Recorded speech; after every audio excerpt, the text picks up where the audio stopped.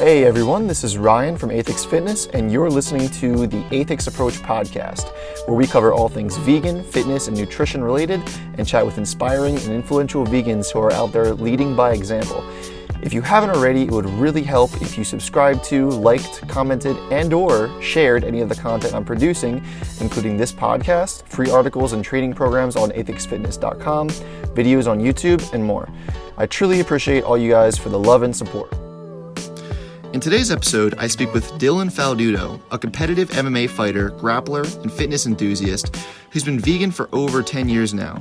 Dylan is also a high school teacher, an entrepreneur, a lifelong musician, an activist, and an advocate for mental health. Dylan and I speak about his experience training and fighting competitively through his MMA career, his new shift in mindset towards the future, being vegan for 10 plus years, working as a high school teacher, his experience with animal rights activism, and so much more. Dylan is a unique blend with being an extremely compassionate, caring individual and an all-around absolute badass, and it shows in our conversation. I hope you enjoy the episode as much as I enjoyed chatting with him. Hey, what's up, guys? This is Ryan with Aethix Fitness, and this is the Aethix Approach podcast. Today, I'm here with Dylan Faldudo. He's an MMA boxer, or MMA fighter, rather. He's vegan. He's been vegan for a while now. And I'll let him do a quick little introduction for himself. But yeah, Dylan, thank you so much for being here, man. I really appreciate it. Hey, thanks so much for having me, Ryan. I'm really happy to be here and thankful that you invited me on your podcast. So yeah, as Ryan mentioned, I am an MMA fighter.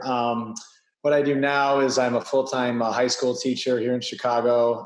So I have my master's degree in special education and my bachelor in English. And so I'm an English teacher and a social studies teacher, but I also provide services for students with special needs.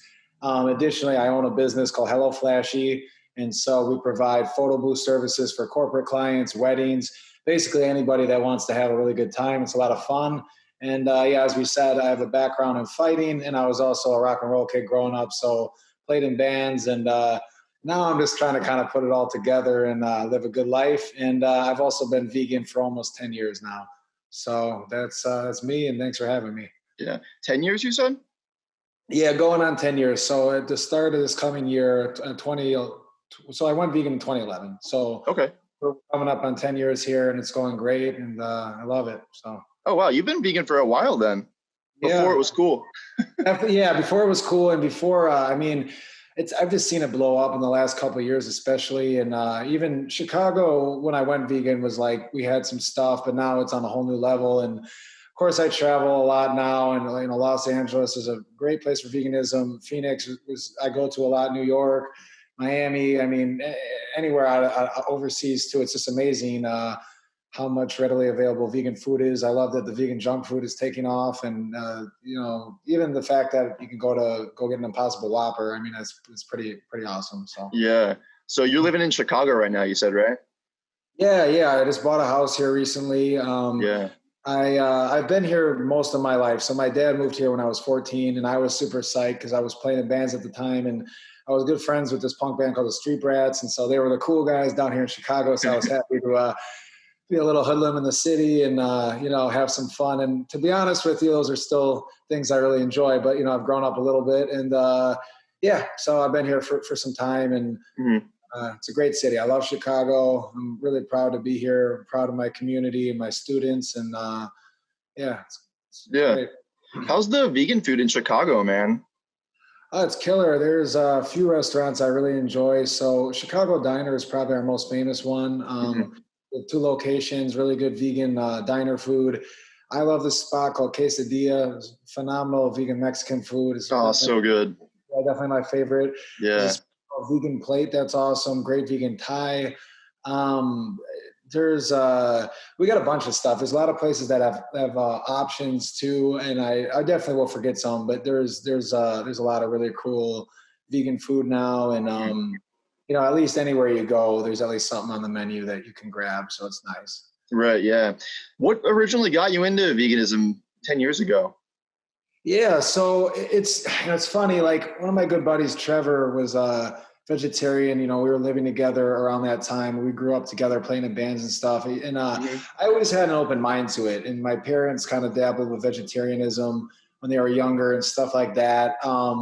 But, you know, like a lot of people, I did eat a lot of meat. So I was like, I lifted weights as a kid and was, you know, I was kind of like a rough kid getting in trouble and stuff. And then I started fighting and this was kind of doing, you know, chicken breast and that kind of a thing. Right. But I started seeing some athletes who deviated from that. So there's a MMA fighter who won the Ultimate Fighter called Mac Danzig. And he's been vegan for like a really long time. So he was kind of an inspiration. And then Jake Shields, who I've actually had the pleasure of training with in New York City at Danaher's in Manhattan. The guy's an animal. He's been vegetarian his whole life, and he really inspired me with that. So I kind of was just curious, you know, and I was like, I wonder how this would go. So I went vegetarian before my last pro MMA fight in 2011 and smashed the guy in like 2 minutes, choked him out. It was a great, you know, great performance. And my weight cut went like really easy because I was always like pretty cut up kid. Like I ate kind of crap, but like I was really fit, but I kind of get like a little chunky sometimes between fights. And I noticed when I went vegetarian, it was just like way easier to cut the weight down.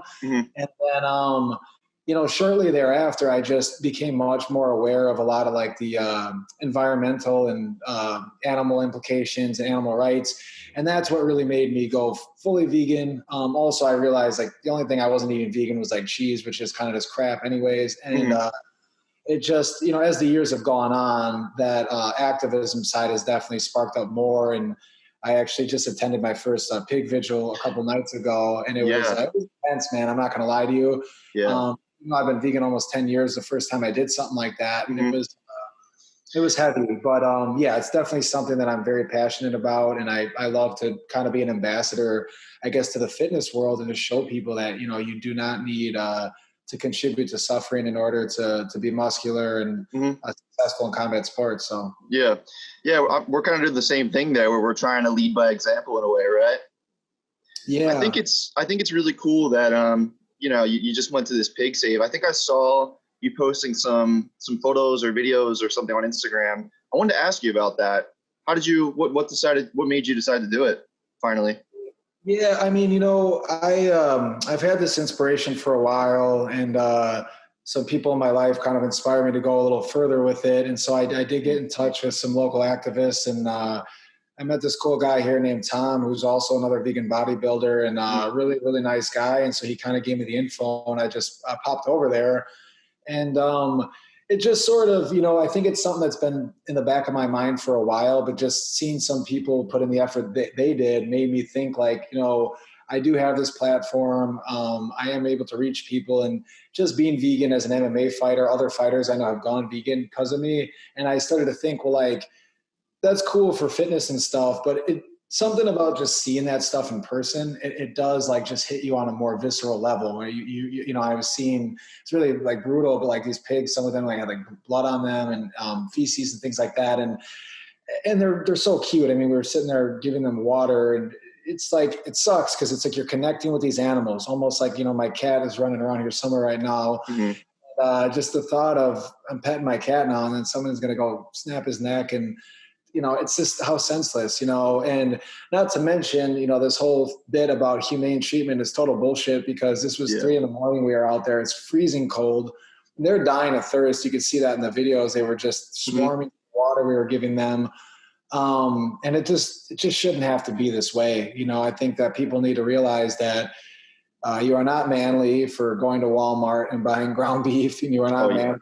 You're not hunting your own food. I do know some people that live off the land in the middle of nowhere, and they, you know, use some animal products, and I can at least respect that a lot more. But like, let's be real. You know, most of us living in big cities like Chicago or New York or LA, like none of us are dealing with this stuff. And I think the choice is obvious when, like, you can be jacked, you can be fit, you can be really healthy and vibrant, and you don't need to like contribute to what I saw, you know, the other morning. So yeah, man. Yeah, it's just like you said, it's a really good point. So many people just go to a grocery store and pick up perfectly neatly packaged, you know, pork tenderloin or hamburgers or something, and they don't give a shit where it came from. You know, they don't think about that for a second. They grow up eating like how we grew up. You know, we ate that way too. We never thought twice about it, and then all of a sudden, we kind of decided, like, where's our food actually coming from? We started thinking about it. And the thing that's different about us is that we actually decided to make the change and be like, okay, this is a fucked up industry. We don't want to support that. And, most people just kind of want to just keep doing what they're doing. So they never want to make that change,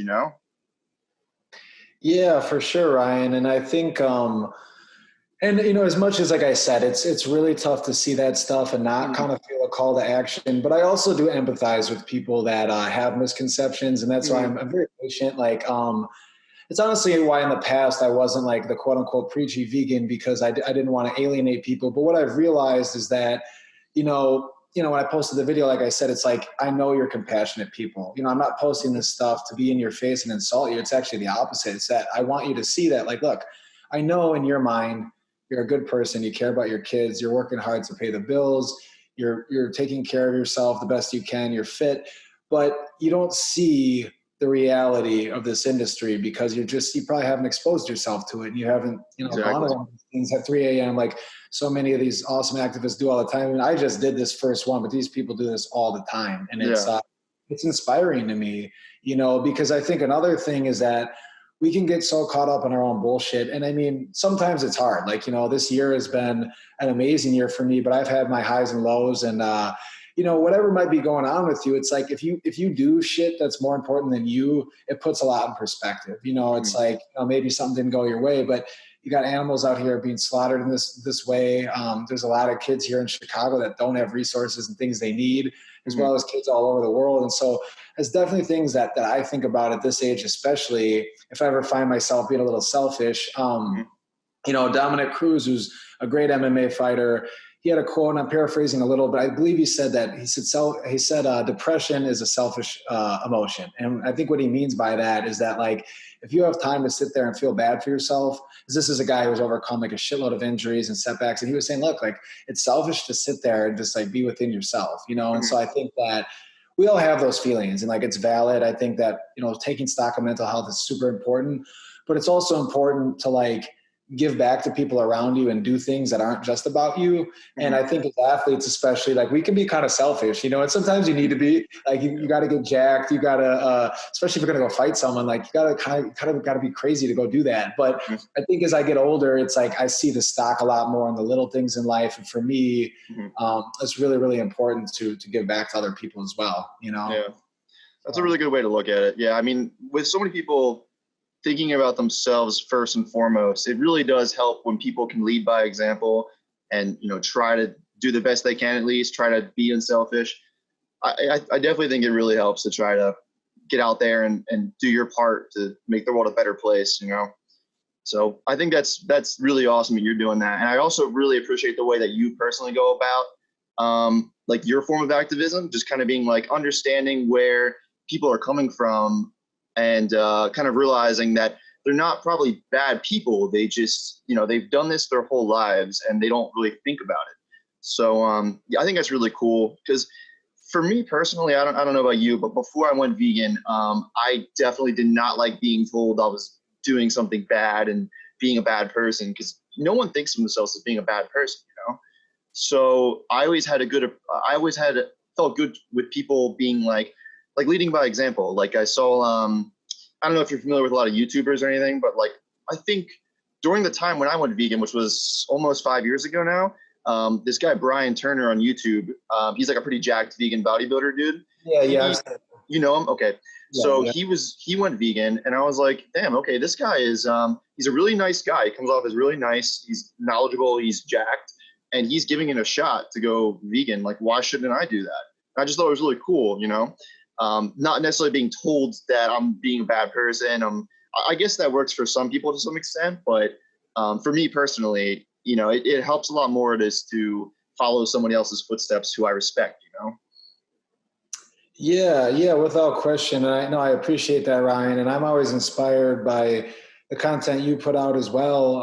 And a lot of great people that are now taking this stance. And I think that, to your point, you have to be empathetic because, like I grew up in the Midwest and, people, all kinds of crazy shit here. But even if I didn't, I don't think it's all that different. I know I've been in New York a bunch where you are, and it's a lot of the same culture there. And got to understand that I do believe that everybody out there is really trying to do their best. And I think that, you know, and even I've had some hard things in my life personally, but there's people that I've met who've had really, really hard lives. And you got to think, for some people, I mean, that are just literally fighting for survival, they probably don't really have the mental capacity to really think that much about their diet. And I do understand that. So I do have a lot of compassion, you know, for everybody. Yeah. Yeah. Yeah. That's awesome. So what other, I know you wanted to talk about, you know, activism and such, and it feels like it goes beyond just veganism for you, right? Like you're interested very much like mental health and everything. In general, do you do anything for that also? Yeah, absolutely. So, I mean, as far as my job goes, when it comes to the students I work with, I'm definitely a big advocate for them, because a lot of these kids are dealing with situations, and you know, they're in broken homes, and I can relate to that myself because my parents divorced at a very young age, and you know, both my parents have had their own struggles with addiction, and they're both phenomenal people. And we have a great relationship, but they're both very open about their mutual drug or alcohol addictions. And so I see a lot of my kids dealing with the same stuff. And I know that it can screw things up for you because it makes life kind of complicated. And so, yeah, I really empathize for my students in that sense. And I try to, you know, be a mentor for them as well. And I've been maybe so proud that, you know, some of my seniors this year are getting admitted into college. We've been sitting there working really hard on some of these personal statements that are kind of getting them through the door now. And even aside from that, just all the little accomplishments of my students. And so one really cool thing is there's been this organization called the Greater Chicago Food Depository. So if anybody listening to this is interested, it's Chicago's with an S, foodbank.org. And what they're doing is they're providing a bunch of grab-and-go meals for kids in the city to basically you can go and get a bunch of meals for a few days and take them home. And because of COVID-19, this is like super important right now because kids are kind of cooped up. And I know personally, like, you know, some of my students have really good parents. Some of them don't. You know, some of their parents are like not parents at all. And so the fact that they can go and get these meals is really, really crucial. But yeah, in terms of mental health, I mean, it's also something that I do, you know, spin the mirror on myself with because, you know, I've been a fighter my whole life. Like I started competing in MMA really right before my 18th birthday. I started training hard, and I took my first fight shortly after. And before that, I was playing in bands and being kind of wild and getting in scraps in the street. That's how it all started. But it's all good and well, and there's a lot of fun in that. But also, like, you know, I think a lot of athletes listening can probably relate. There's a lot of intensity in that, right? And so sometimes, like, it can you kind of miss out on the little things in life because you're going. And, you know, I'm also have my business and my career and all these other things. And so, yeah, at 30 years old, I'm definitely taking stock of a lot of ways to kind of slow things down. And I've really become a fan of, you know, meditation recently. And I advocate, you know, that might work for people, or maybe therapy works for people. But all these things are really, really, I think, essential in life because it is the little things that matter. You know, it's the people around you spend time with and that you want to share love with. And I think that to really tap into the full potential of that, you have to take stock of balancing your life, you know. And it's great to make money. It's great to, you know, win shit and, you know, win fights or get jacked or whatever. And those things are great. There's nothing wrong with having an ego. Like, I'm always going to have a big ego in life. There's no question. Confidence is key to do a lot of things, but you got to really take stock of the other side of things. And you got to, like, temper that with, you know, I think the ability to be more empathetic, be more patient with people.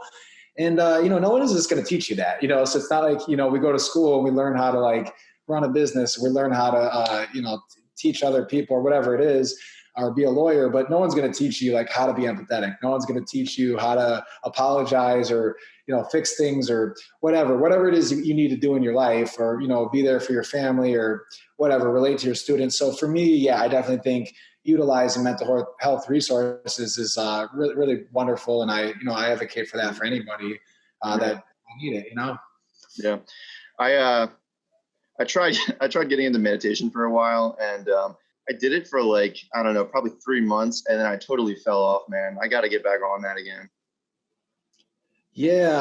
I mean, you know, and for me, it's been a slow process because I have a very active mind. Like, I'm always thinking about all the time.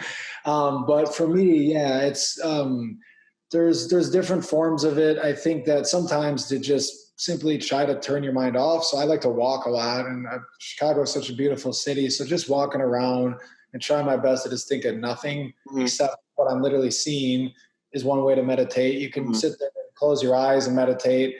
And then there's also like guided meditations where you can actually have intention. So you can think like, there's one cool one I just saw. It's like, you could think about like your pet, or that's an example they gave, or a family member or significant other, whatever you want to think about. But you think about granting peace to that person, and then you breathe for 30 seconds. Then you think about, seeing that person or that thing enjoy. And it's kind of cool because it's kind of a good way to like manifest, again, empathy and care for, whether it's a pet or a person or whatever. That's one you can maybe try out if you're looking for something. It's pretty neat. When did you start getting into meditation and stuff, out of curiosity? So to be honest, like pretty recently, like I've tried to dabble with it, but honestly, like in like the last month, this is something I've really just started doing. And I definitely feel like it's, helping me with my stress levels and things like that. And it's cool. So, how often do you do it? I do it every day. So this is work I'm really big on. So I meditate, I journal. I try to be a very introspective person because, like I said, I do a lot of stuff, and there's a lot of stuff, I'm really, really happy with pretty much everything in my life, but I do definitely have stress, and I definitely have, anxiety and things like that. And I think it's kind of a given when you do that much shit, but it is possible, I think, to temper it and, still enjoy all these things, but learn how to pick your spots more.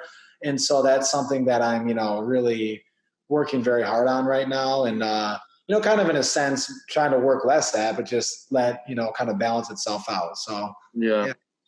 How do you think that fitness or even fighting or anything had any effect on either beneficial or negative towards anxiety or stress or anything for you?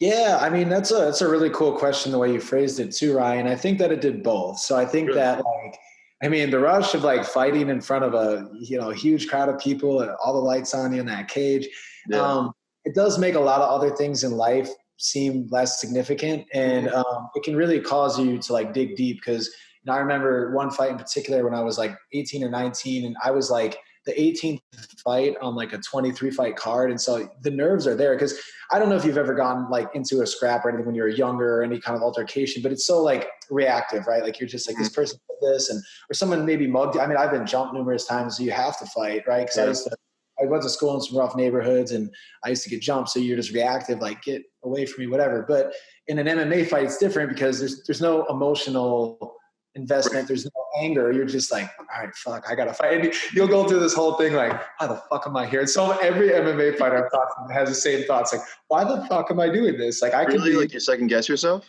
Oh, fuck yeah. Like, you could be like, man, I could be hanging out with some girl. I could be eating a sandwich. I could be fucking, whatever, going for a walk. Like, oh, why the fuck would I choose to be fighting right now? And even like I performed a lot as a musician, but the stress is nowhere near that. Cause that's like, especially in rock and roll music, no one cares. But in a fight, man, you fuck up, it's lights out, So I think doing that, gave me a lot of bravery and allowed me to overcome a lot of anxiety.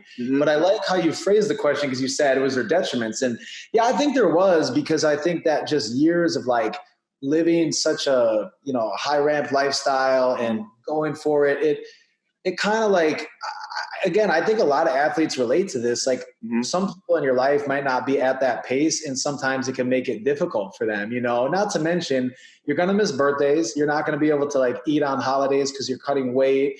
You're going to not be able to go on as many dates and things like that. And so it is a big sacrifice when you want to be a professional fighter.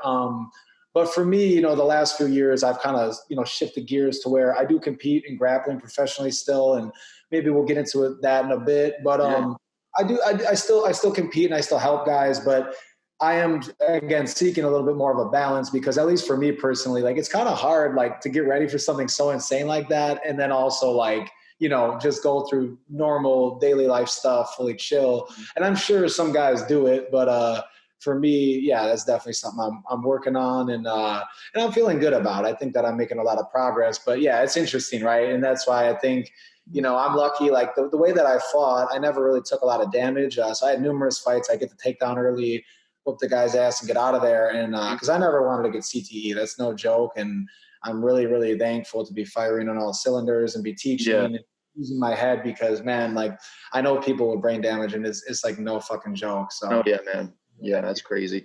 I actually so I'm really interested in like taking a step back and hearing about what really got you into MMA fighting to begin with. I know you kind of said you grew up in like a rougher neighborhood and got a lot of scraps and stuff.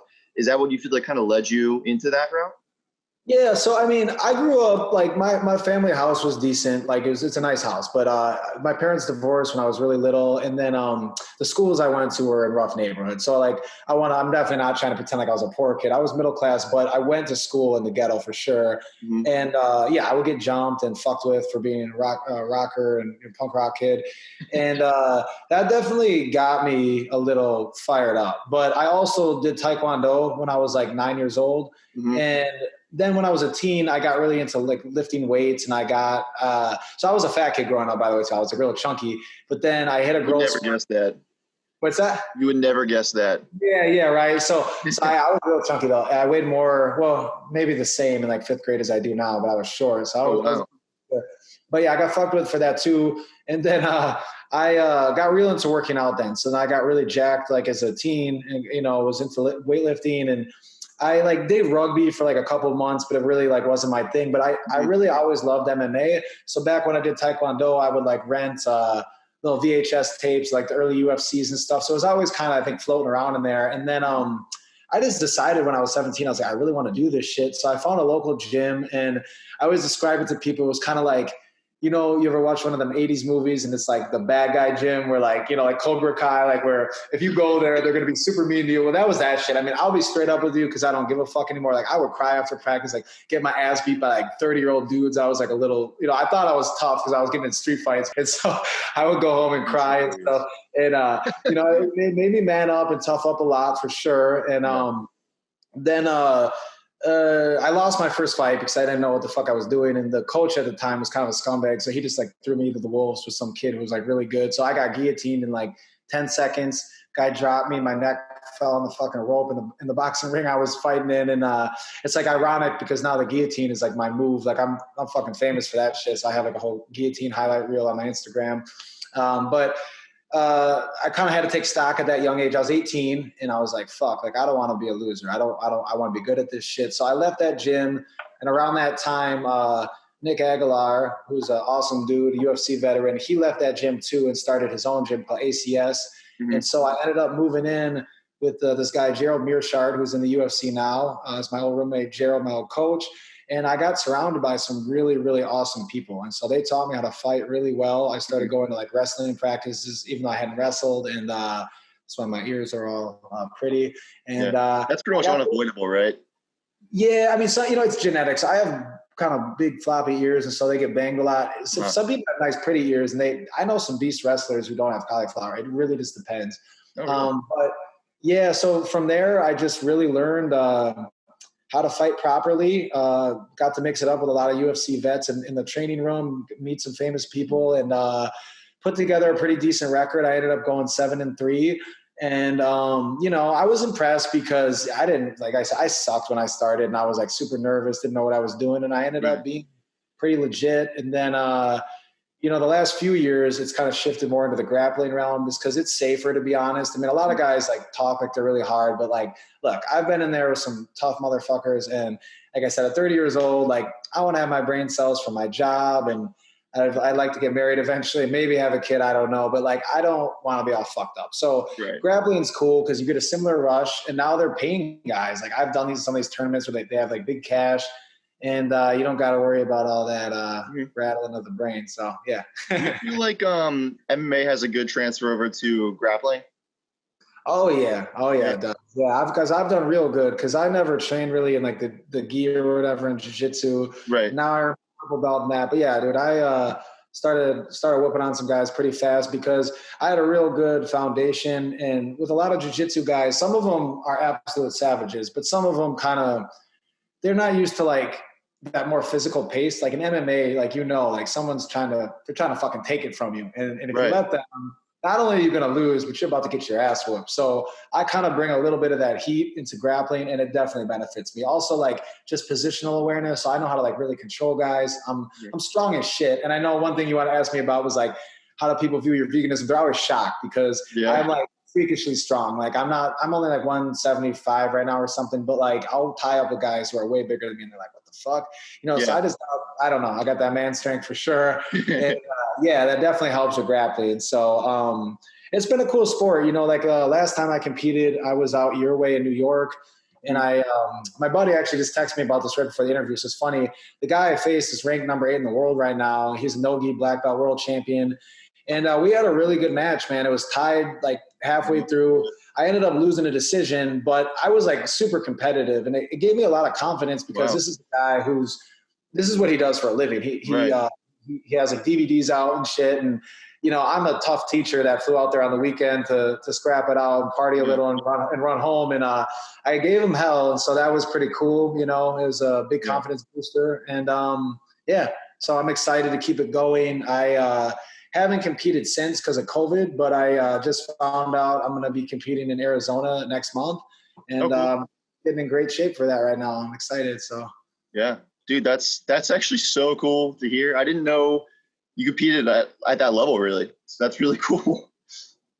Yeah, man. I mean, I'm proud of what I've been able to do. I've trained with a lot of guys that are in the UFC or at that level, and to get on the mat with a guy like that who's that good. And again, I came up short, but it was like little things. Like I didn't get submitted. He didn't whoop my ass. We were going, tooth and nail until the end. And a lot of people shouted me out for that. They're like, dude, like that guy's fucking good. It's awesome. And his corner that night was the Meow brothers, who are they're really famous jiu-jitsu nerds, basically. They're like really fucking good. And I didn't even realize they were there. It's probably better that I didn't, because I just kind of it's just an opponent, right? Like I don't give a shit what you've done. And I respect everybody, but once you're in there, you got to let it fly, right? So I imagine that going toe to toe with somebody and basically fighting them just in like an organized way, that's probably one of the most anxiety inducing situations that I can imagine. So I feel like if you get so used to that, and like you grew up since you were 18, you said, doing that, and probably before just like in street scraps and stuff. So I imagine that, with going through all that, like kind of how you touched on for a second, like there's so many nerves in those moments that you almost become like, that has to be good for overall stress and anxiety from like day-to-day situations even, right? Yeah, I think so. And I think that it's just a matter of what you do with it, right? So I've seen some fighters that really kind of go the other way, and like they're kind of nuts, and like they don't keep their shit together. They have big egos. But for me, I think, it's tempered me a lot, especially like I said, the last little bit here. I think turning 30 was kind of a big deal to me. Because in many ways, with some of the shit I dealt with, it's like, I don't want to be like overly dramatic, like, would I make it here? But I don't know. I mean, I've been in some pretty gnarly, dangerous situations when I was younger. Yeah. And now, absolutely. I do think about that a lot. I think a lot about just, how wild it was to compete, especially in MMA, and the crazier situations I got into when I was younger. And now, like I said, I'm just really, really interested in, being happy. And it's like I've gotten a lot more into nature, and I love to hike. I love to just honestly do chill shit. I feel like I'm kind of turning into like a bit of a hippie as I get older, but it's like, it's kind of a beautiful thing to experience, because I really do value, the smaller things in life. And I think that in order to really get the most out of those, you kind of owe it to yourself to kind of dial it back a bit, and just kind of become a complete person, Yeah. Yeah. That's really cool to hear, dude. I mean, that's, I want to tie it back to veganism, I guess. So you said that, people would find out about how you're vegan, and it'd be like, I guess they'd be kind of shocked, right? Yeah. So tell me a little bit about that. I'm interested to hear about what that was like. Yeah. So, initially people would be pretty surprised because, like I said, I'm definitely one of the stronger guys in the room and always one of the best guys in the room. Yeah. But over the years, I've seen a shift where it's like, first of all, a lot of people just know that about me already. And I've had like a ton of fighters. Well, I don't know about a ton, but at least 5 that have like been, hey man, I ended up going vegan. I love it. And you were an inspiration to me. And it's kind of cool because, like I said, I never like really went in there like, go vegan, do this. Now I'm starting to get a little preacher with my activism and stuff, but to this point, I never really was that way. And to just kind of know that it inspired people was pretty rad. Yeah. So. Yeah. How would anybody find out? Just in like your personal life, like your social media? Yeah, and I guess, and then maybe they'd be like, "Hey, you want to grab a bite or whatever?" After practice. Yeah, it's going on social media. Oh, I didn't realize you're vegan. Yeah, I don't know. I think it just kind of come up naturally, and then they would always be kind of surprised. Yeah. Yeah. Right. What about, so looking forward, you're kind of saying that you're kind of more interested in I guess going towards grappling, right? Instead of MMA necessarily? Yeah, and I've thought about maybe doing a last fight. It's something that pops in my head because I'll help somebody get ready for a fight, or I'll spar with some guy in the UFC, and I'm like, fuck, I feel good. But if I did, I'd be very realistic about that and kind of set up a certain time frame. Mm-hmm. But the thing that I love about grappling is like I've even done it with girls. I've done it with like older people. It's like it's really for everyone. And I know like I'm only 30, which is young. But I want to set myself up, like I said, for long-term success and love and happiness. And I think to do that, you have to be realistic about like, where you allocate your time. And the cool thing about grappling is like, I'm very good at it and it's pretty low stakes. So, in that situation I described, I went and competed with a top 10 guy, did very well, came up a little short, but like, I was back in Chicago the next day and went back to work the following day. And I mean, nothing changes, right? I'm a teacher. I'm happy. Yeah. My wits are about me. So that to me is why grappling is so amazing because you get so many of the same, rush and the benefits, the health, kind of some of the craziness because you're still competing in front of people and you're still dealing with a lot when someone's trying to like submit you or whatever. But it's much more like of a mental exercise than like a physical detriment, whereas when you're getting kneed or elbowed in the face or bomb down with big punches. That is a pretty traumatic experience, and especially as someone that like values my my mental health so much, I would have to say that long term. I mean, I'm not going to be doing MMA when I'm like 50 years old or something. That's just not a good idea. So yeah. Does anyone do that? Yeah, and I mean even Mike Tyson and oh yeah, I did hear about that. They're about to do an exhibition and. Tons of guys do it, and I mean, some guys it'll be inspiring. But overall, I'm going to be honest with you. I don't care for it because I just think like it's sad. I mean, you'll see guys who I mean, Anderson Silva, in my opinion, is still the greatest to ever do it, but he's lost like his like last 10 fights now, and it's kind of like, buddy, like you don't owe anybody anything. You're amazing, but you got and for me personally, it's like it's kind of a weird one because I'm very humble and vulnerable and honest. And so I'll be that way on this podcast and just say like, look, there's a lot of guys that I can go beat up. Right. And even guys that you might see on TV, there's a lot of guys out there who can fuck me up too. And it's kind of a weird thing as a fighter to like want to almost like pick your fights. So for me, if I did do a last one, it would kind of be like just for like the mental, like fortitude and I'm doing this and maybe I donate my purse to a charity I like or something. Right. But truthfully though, man, it's like I want to avoid making choices based on ego at this age because I just, like I said, I want to be happy and I know that stuff doesn't last forever. And there's also something to be said that I had 10 fights. I'm not like all scarred up and disgusting. I have my brain. There's fights I didn't even get hit. It's like, that's pretty fucking cool. It's cool that I was able to do that and not, become a mess because for some people, like I said, I have some good friends who have serious problems from combat sports experiences. And that's something I don't ever want for myself or my family, Yeah. Yeah. I imagine a lot of those hits to the head. I mean, like you said, like the CTE and stuff, that's a serious concern there. Yeah, absolutely. And even if you look at like football is probably even worse and it's more normalized. You look at that crazy, I don't know if you've seen that Aaron Hernandez documentary on Netflix. Like that guy was a complete nut job. And so he's this crazy football player who like lost it. He ended up murdering some people and they said that his CTE was so bad it was like worse than someone in like their 80s and the guy was like 25 I think or something and oh wow. fucked up. No, I think he also had some other issues and stuff. I don't think everybody that gets hit in the head like abuses women or kills people or anything, but like still not great, you know?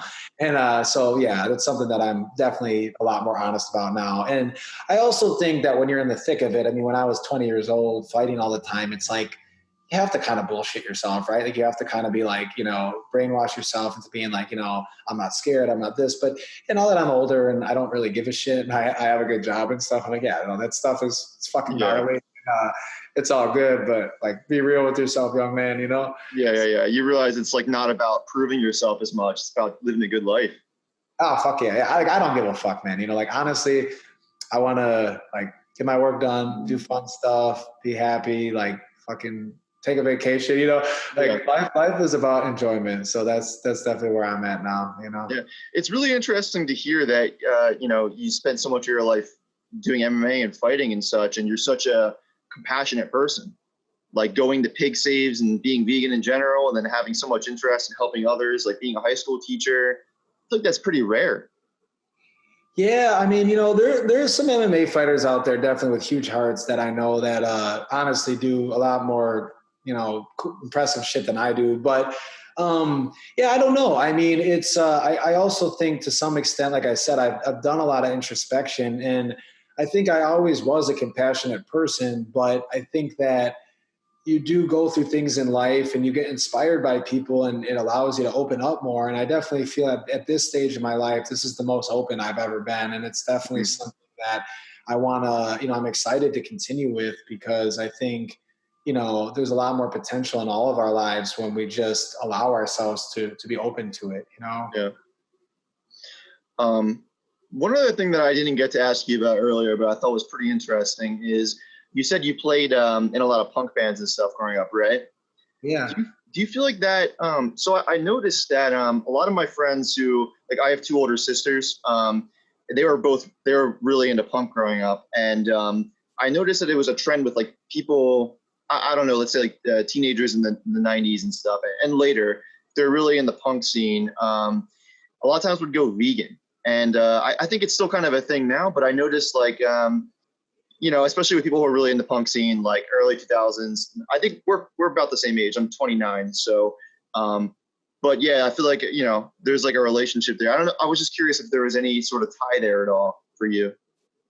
Yeah, I mean, I know like Bad Brains, you know, were pretty famous for being vegetarian and things like that. Yeah. And, certainly now like Doyle, you know, from the Mystics, is probably the biggest ambassador in punk as far as the vegan thing goes. But to be honest with you, growing up, it wasn't that much of an influence, because the punk that I was kind of immersed in was more like sleaze rock and roll, like kind of, I'm not gonna lie to you, it was more like the dark side of punk for sure. Like so it was kind of gnarly, but I think I also was like really, you know, into the Clash. I was really into like some more politically minded bands, and you know, I always enjoyed reggae music and stuff. And I think that side of things always did make me want to be more intellectual. And then I think that later in life, when I kind of connected everything and saw the, you know, the suffering of animals and things like that, it was like, fuck, you know, I can't contribute to this. So yeah. So there was no relation. Were you talking about like the G.G. Allen kind of punk? Wait, what's that? Are you talking about like the G.G. Allen kind of punk? It's so funny you say that. G.G. Allen used to hang out in my hometown all the time. I mean, this is before my time, but so I grew up an hour north of here in a city called Kenosha, which you might know from the news now, because that's where that fucking nut job kid like shot people this summer. Those protests. Kyle Rittenhouse is a huge sack of shit, but wow, it's terrible. It's an interesting place, and I was kind of happy to kind of get out of there in my teens. But there was a very vibrant punk scene. There's still a lot of people I love there. And back in the day, G.G. Allen used to hang out there with this guy, Beautiful Bert, who was like this huge fat guy. And I used to watch his band play, but they were like super into that like scum rock. Like Bert would like stick microphones up his ass and do all this crazy pop shit. So that was a lot of what I saw, but I was exposed to, you know, like there was another local band, actually my tattoo artist, Jason, his band, A Single Second, was really inspiring to me. I was like a little kid. I was like 11 and I would go see his band, and he was like, you know, 18, 19 and was like, writing really rad, like political lyrics. So I was always aware of the smarter side of punk, but for sure, a lot of the people I was around were like huge fucking degenerates. Because talk about this, it's like we would be hanging out, like partying with people like well into their 30s and 40s. And we were like 14, buying us like huge like handles of like vodka, and it's like so fucked up. I think about that now, and I'm like, I'm a school teacher. Like, if any kid ever asked me to fucking get them alcohol, no fucking way. No fucking way. Isn't that crazy to think about? Like, 40-year-olds buying like 14-year-olds alcohol or drugs or cigarettes or whatever. It's nuts. Dude, I mean, I always tell this story. So when I was like a freshman in high school, my advisory teacher was like, all right, how many of you smoke? So we all like raise our hands. I used to smoke cigarettes when I was a kid, so I don't anymore, and I'm really glad for that. But he's like, all right, well, if we go for walks, you can be inconspicuous, and he basically was just saying we can smoke whenever. And so we would, and it's like, this was 15 years ago now. How fucked up, it's not remotely the world we're in now. Now it's like, we're wearing masks everywhere, and you definitely can't fucking smoke within 20 feet of an establishment. I mean, it's good. And one thing that I'm seeing is, even though a lot of my students deal with fucked up issues, I noticed a lot more of them are like kids, right? And like, I have a little sister who's 11, and she just turned 12 actually. I just got her a cool camera for her birthday, so she just had a birthday. But even like in the last year, that kid would like have me read her bedtime stories and stuff, and it makes my heart like really warm, because fuck, by the time I was her age, man, it was a totally different scene. I mean, I was getting into some crazy shit at 12 years old. By 13, forget about it, but wow. As much as I don't regret any of it. I mean, it made me who I am, but in hindsight, I kind of wish I could have been a kid a little bit more. And I think a lot of people from that shit kind of feel that way. But yeah, it's interesting, man. Rock and roll scene was crazy stuff, The first show I ever went to was a band called the Aethix when I was 13. You ever hear that? Aethix, hell yeah. Yeah, I went to that show. That was the first show I ever went to when I was 13. I was like a little 13-year-old kid with like spiky hair, wearing like a Rancid shirt or something. And I was like, I thought I was so cool. I thought it was the coolest thing in the world. But I mean, that's funny to hear about, man. Yeah, that's awesome, man. Yeah, I've seen the Aethix a couple times. They're really good, and that was a memorable show. That band I talked about earlier, the Street Rats, played with them way back in the day, and I still remember that. So that's very cool. Yeah, that's so cool to hear that, dude. So what did you play out of curiosity? Yeah, so I play guitar and I sing. Okay. So I'm a songwriter. Back in the day, I played bass in a band and was kind of writing the songs, kind of like Dylan Ramone style.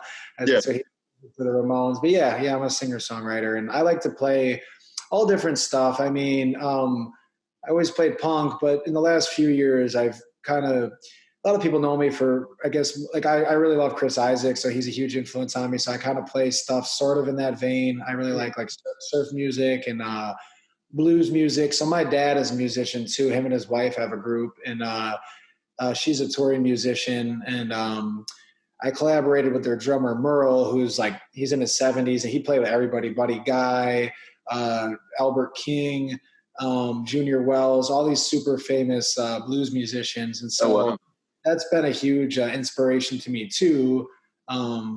Just seeing that lineage of the blues, and I see a lot of parallels between, that and punk rock as well. So,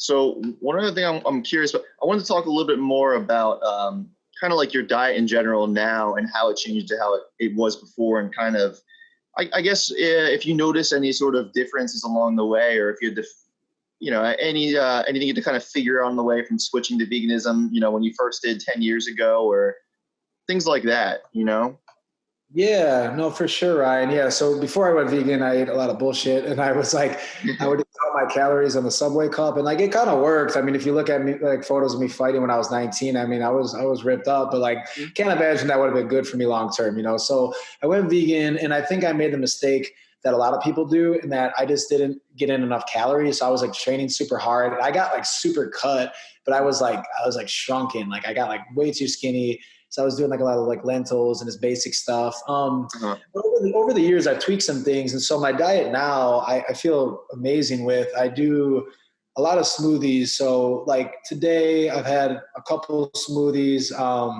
I do like blueberries and bananas. And then I got turned on to this really good protein called Naked, and I do Naked pea protein. So there's no stevia or additives or any of that bullshit. And I just blend that up, and it's like so easy on my stomach because I've kind of had some digestive issues over the years, and I feel like I've really kind of solved that with this diet. So I do a lot of like high calorie shakes just because it's easy to get down. There's a lot of antioxidants. And then I'm really big on tempeh and tofu.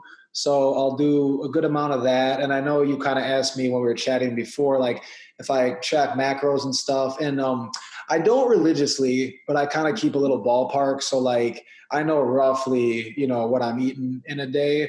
And if I'm going to do like a photo shoot or cut down for a competition, then yeah, I definitely ramp my protein up a bit, kind of carbs. I was checking out one of your videos. You've kind of inspired me. Maybe I'll like actually weigh my food and shit. I've never done that, but I think I've had pretty good results considering that I don't. Like I've gotten in pretty damn good shape. But yeah, I definitely think it pays. If you are listening, do it Ryan's way because that's definitely the more tangible, logical way to do things. And I'm kind of wild, but a little more OCD though.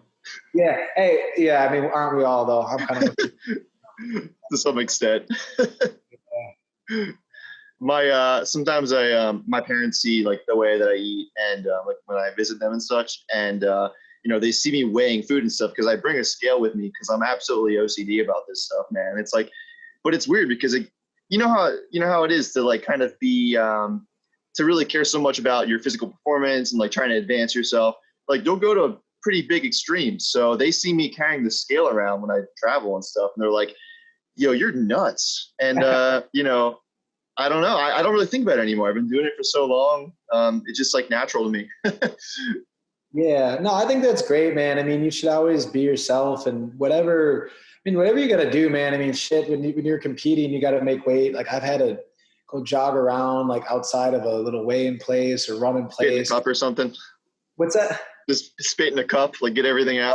All that bullshit. So, I mean, Wow. There's nothing that, I really would ever frown on people for doing. I mean, however, whatever makes you feel good, and I try to eat decent when I travel. Like usually what I do is like, I just eat less because I know like, and I like to eat some bullshit too. I don't want to give like the illusion that I'm only a health freak. Like I love fries and I'll have a drink now and then or whatever. I'm definitely a free spirit, but I limit alcohol a lot just because I don't know. Personally, I get kind of bored of drinking. Like I kind of did a few years ago. Like it's just not really, I don't like to party all the time. Yeah. And one thing that I realize is like, if you don't have a drink for a while and you have one, it's like, fuck, it's pretty relaxing. It feels good. It's better, right?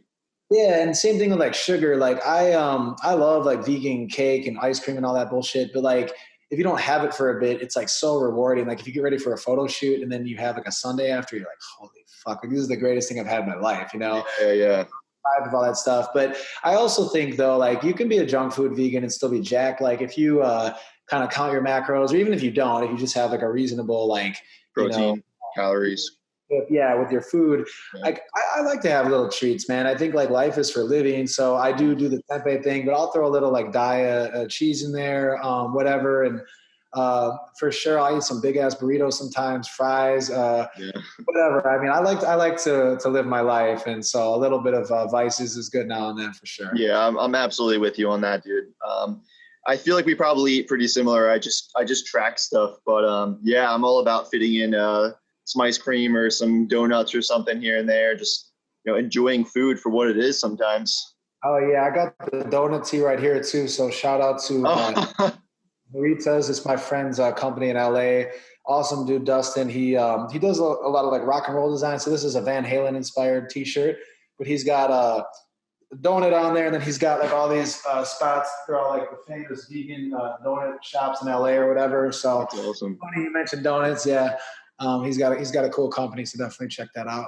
The only place I've been to in LA for donuts, I think, was Donut Friend. I think it was called. Oh yeah, place is awesome. Yeah. So was that like a list of donut stores in LA? Basically? Yeah. So if you check out their Instagram, I'll drop it whenever we drop the video. He's got all of them on that shirt, and he makes a lot of really, really cool stuff. So I always like to support small businesses and shout them out whenever possible. So yeah. That's an awesome shirt. Yeah, I got to hit some more vegan donut stores in general, dude. Yeah. Oh yeah. Never enough vegan donuts in the world. That's for damn sure. So. Exactly. Vegan donuts and ice cream. I'm all about getting those in. Oh yeah. So let's see. So we talked a lot about your MMA experience and everything, and kind of what you eat, and how you got into veganism and everything, and kind of like your forms of activism.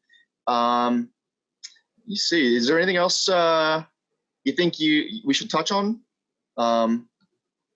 No, I mean, just I really appreciate you having me on. And, like I said, your stuff is always, really inspiring to me too, Ryan. And I just think it's awesome to see you, representing veganism and obviously making a big impact with people. Just in general, I just love the direction that this whole community is going, and, Yeah. glad to be part of it. Yeah. So. Yeah. I mean, it's really cool seeing someone like you who's been vegan for, a while, like double the time I've been vegan. And I feel like 5 years is a decent amount of time. I mean, relatively, feels like it's been forever, really. Like, I feel like all I know is being vegan anymore, and that's all I'll ever do. But, hearing someone like you who went vegan 5 years before me, when I feel like there was probably even less options and even less knowledge about it and everything, less people doing it, I think that's really cool, dude. Yeah, no, thanks, Ryan. Yeah, for sure. I mean, and yeah, it was one of those things where I just sort of, I guess that switch just went off for me, and I realized that, like, once I kind of just saw things for how they really were, it's like you kind of can't unsee that, and I think that can happen in a lot of things in life. But for me, veganism was like that for me in 2011, and yeah, I'm really glad I stuck to it, and it's allowed me to meet just like so many amazing people, and in my traveling, and just in a lot of aspects of my life, it's like definitely changed my whole thing. So I love being vegan, and I love supporting this community and meeting with people like you, and yeah, it's awesome, man.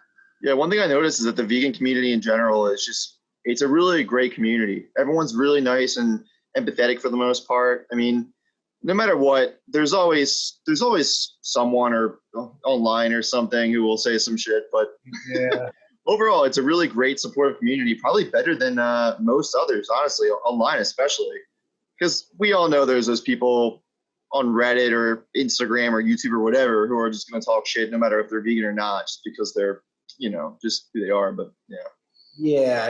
I mean, definitely being vegan doesn't give you like I'm a good person card, and I've unfortunately run across this before. But I mean, look, there's always going to be a couple turds out there, and at the end of the day, fuck them. Like, there's so many amazing people on this planet, and it's overwhelmingly positive as far as the vegan thing goes in my mind. And I don't know, it's just cool. And I think that I think the reason why, generally speaking, most vegan people are so awesome is I do think it's that commonality of compassion, and that, like, if you really are a caring person, you put effort into things, it's going to not just translate to your diet, but like your life and your relationships and your friends and your family. It's like, you're somebody who cares. And I think that that's probably why so many of us are able to get along so easily, because it's a common mentality, Yeah. Yeah, I totally agree. It's that mentality of just, I mean, it's a pretty selfless decision for most people. I mean, unless they're getting into it mainly for a health purpose, but even then, I find those people they're pretty agreeable for the most part. Like, they're also stoked to be vegan for the moral and the moral side and the environment and everything. So, yeah, I mean, like you said, it's still a commonality between all of us that we want to do something better. Yeah, absolutely. And yeah, I just think that it's, I don't know, there's always more you can do in life, and there's always more you can learn. And I think that also, like, living this lifestyle, it just always inspires me, and just like really, like, organically, you just like, like, I end up meeting you, and I've met so many other cool people, and it's like, I don't really go out of my way to do any of these things. It just kind of happens. And I think when you're really living your passions, it's, that's what's going to happen for you. And for me, like, as much as, like, I really value my career, and I really do, and I love my business, but, like, I'm an artist, like, my whole life, that's, creating things. And experiencing those things and sharing those things with people has been really, really valuable to me. And I know that like that's always going to be something that this is part of what defines me. And so I think that like, just again, being part of that community and getting to share things, and being able to be an athlete who can, represent veganism, it's something that I am really, really passionate about. And I feel really thankful to get to do, Yeah. That's awesome, man. And did we talk about your business specifically at all? Oh, well, I mean, I touched on it a bit at the top. So yeah, I've had this business now for 3 years, and I really do love it. So it's called Hello Flashy. You can find us online at helloflashy.com, Instagram at Hello Flashy. Have a pretty dinky following, so if you want to give it a follow, it's cool. So yeah, so what it is, Ryan, is it's like a little apparatus you set up in a room, and it's kind of looks like a big iPod, I guess you could say. It's really clean looking. It's all white. And I set up like a backdrop of the client's choice, or maybe they have a setting they already like. And we do photos, animated GIFs. We can do like the larger 4x6 prints or the photo strips. And it's really popular with corporate. So, I mean, a lot of like large businesses will work with me. I've worked with like Red Bull and Loft and a bunch of larger companies. Oh, wow. And it's pretty cool, and so they're really fun. I mean, you see them a lot of like corporate activations. I got into it kind of randomly and I had a business partner at one point and ended up buying out their share, and I expanded. So I rebranded, I built another photo booth with a friend of mine, and I hustled pretty hard with it. Like last December, I did like over 20 events, and it was very, very lucrative. And I did like almost 90 events for the year, or no, it wasn't more. I can't even remember. It was a shitload of events. It's pretty cool, and I've gotten to witness, so many weddings and cool moments. And I've had people come with me and kind of help me out, friends of mine and stuff, and it's cool to kind of get to share that with those people too, so It's definitely been like a touching business in that sense. And I'm grateful. It's kind of taken a hit because of COVID, of course, but I've still been able to, get in a few events recently, and yeah, it's cool. Something I'm really, really appreciative to have, and, at least be able to keep alive right now in this crazy, crazy time. So, for anyone listening, like if you have something you believe in, definitely get after it. But definitely learn to give yourself breaks too, because it'll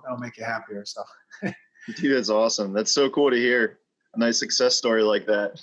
Yeah. Okay. So that's helloflashy.com, you said, if anyone wants to look. Yeah. Cool. All right, man. I don't want to take any more of your time. It's been like about an hour. So where can people find you on social media, like your personal stuff and anything else?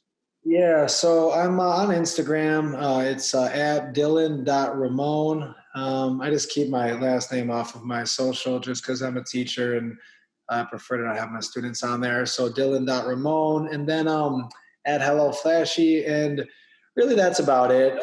Pretty much just use Instagram. So if you ever want to come find me, please say hello. And yeah, just keep, if you are vegan, keep at it. If you're thinking about going vegan, please do. And go ahead and give Ryan a follow as well at Tofu Strong. Thanks. He's the man. So thanks so much for having me, Ryan. I really, really appreciate it. And I had a lot of fun. Yeah, of course, Dylan. It was really great talking to you, man. I really appreciate you taking the time. Thanks for listening to this episode of the Aethix Approach podcast. I really hope you enjoyed it. If you haven't already, it would mean a ton if you gave the podcast a follow on Apple Podcasts, Spotify, Google Play, RadioPublic, PocketCasts, Stitcher, PlayerFM, PineCast, or any other service you're listening to, and subscribe to Aethix Fitness YouTube channel, Instagram, Twitter, and Facebook page. Feel free to check out the articles, training and nutrition programs, and merch on aethixfitness.com. And if you like what I'm making, dropping a like, commenting, and sharing would really, really help me out. Thanks so much, guys, and I'll see you in the next episode. Peace out.